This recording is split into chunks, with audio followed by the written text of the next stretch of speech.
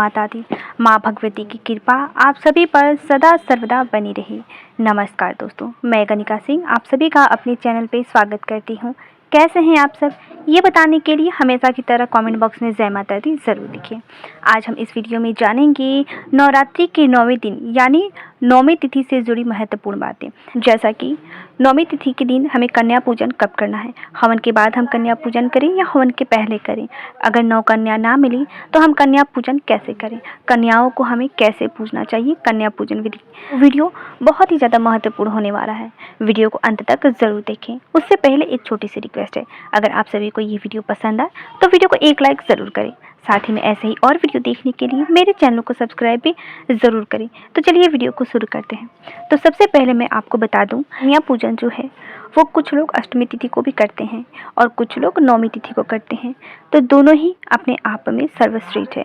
अगर अष्टमी तिथि को कन्या पूजन जो लोग करना चाहते हैं वो अन्य अष्टमी तिथि को कर सकते हैं, लेकिन कन्या पूजा का एक नियम होता है। कन्या पूजा हमेशा नवमी तिथि के दिन हवन के बाद ही कन्या पूजन किया जाता है, तो हमें इस बात का भी विशेष रूप से ध्यान रखना चाहिए। दूसरी चीज़ क्या है कि कन्या पूजन से एक दिन पहले हमें कन्याओं को आमंत्रित करना होता है। जैसा कि कन्या जितनी भी कन्या हमें चाहिए, जैसा कि कन्या पूजन के लिए हमें 9 कन्या चाहिए, तो हम सभी के घर जाके उनको निमंत्रण दे के आते हैं कि कल हमारे घर कन्या पूजन है, आप ज़रूर आना, ठीक है। ऐसा करके हम निमंत्रण दे के आते हैं। दूसरे दिन यानी 9वें दिन जब कन्या आती है तो उनका आदर से हमें स्वागत करना चाहिए।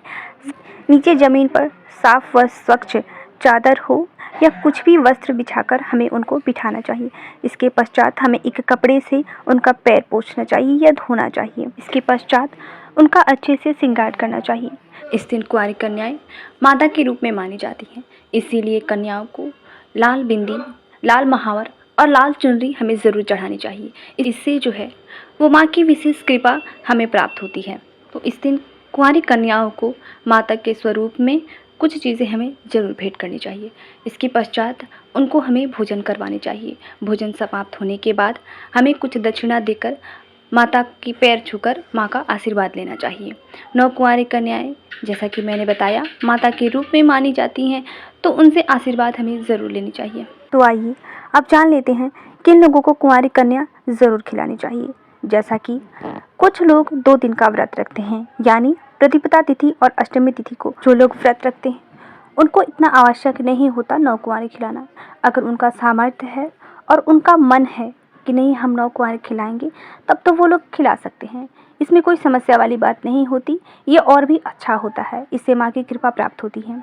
लेकिन अगर इतना सामर्थ्य नहीं है और खिलाना नहीं चाहते हैं तो वो ना खिलाएं, इसमें कोई दोष नहीं लगता है, ठीक है। लेकिन जो लोग 9 दिन का व्रत करते हैं, कलश स्थापना करते हैं, अखंड दीप जलाते हैं, उनको अति आवश्यक होता है 9 कुंवारी खिलाना। उनको 9 कुंवारी ज़रूर खिलानी चाहिए। यही तो माना जाता है कि बिना 9 कुंवारी खिलाए व्रत का पूरा फल हमें प्राप्त नहीं होता। इसीलिए 9 कुंवारी कन्याएं हमें ज़रूर खिलानी चाहिए। चाहे तो आप अष्टमी तिथि को खिलाएं या नौमी तिथि को खिलाएं, लेकिन आपको ज़रूर खिलानी है।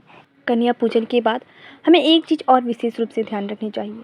कन्याओं को हमारा जितना सामर्थ्य है उसके हिसाब से हमें एक एक फल सभी कन्याओं को ज़रूर देना चाहिए। अगर हमारा सामर्थ्य है तो हम 2-2 भी दे सकते हैं या 2 प्रकार के फल दे सकते हैं, लेकिन हमारे पास इतना नहीं है तो हमें एक ही फल 9 कन्याओं को ज़रूर देना चाहिए। यानी कि अगर आप लोग केला ले लें तो 9 कन्याओं को केला ज़रूर दे दें, या आप लोग एक सेब ले लें और 9 कन्याओं को एक एक सेब दे दें।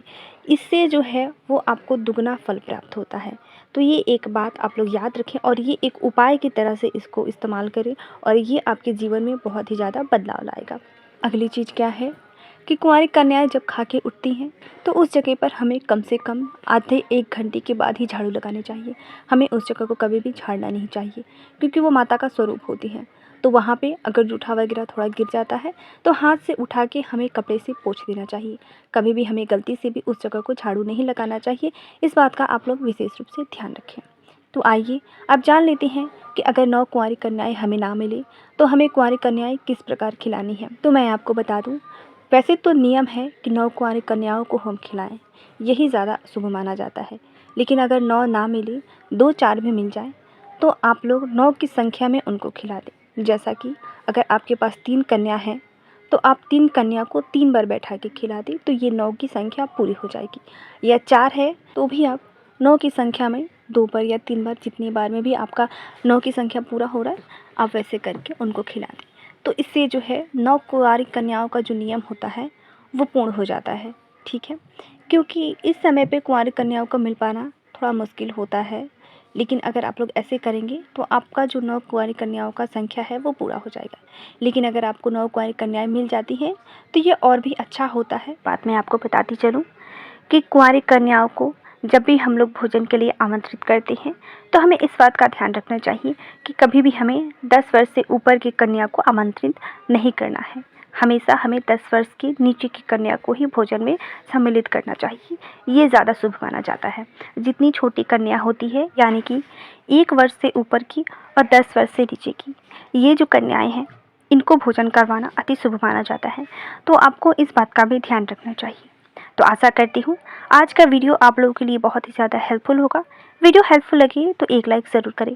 साथ ही में ऐसे ही और वीडियो देखने के लिए मेरे चैनल को सब्सक्राइब भी ज़रूर करें। तो मिलती हूँ नेक्स्ट वीडियो में, तब तक के लिए नमस्कार, जय माता दी।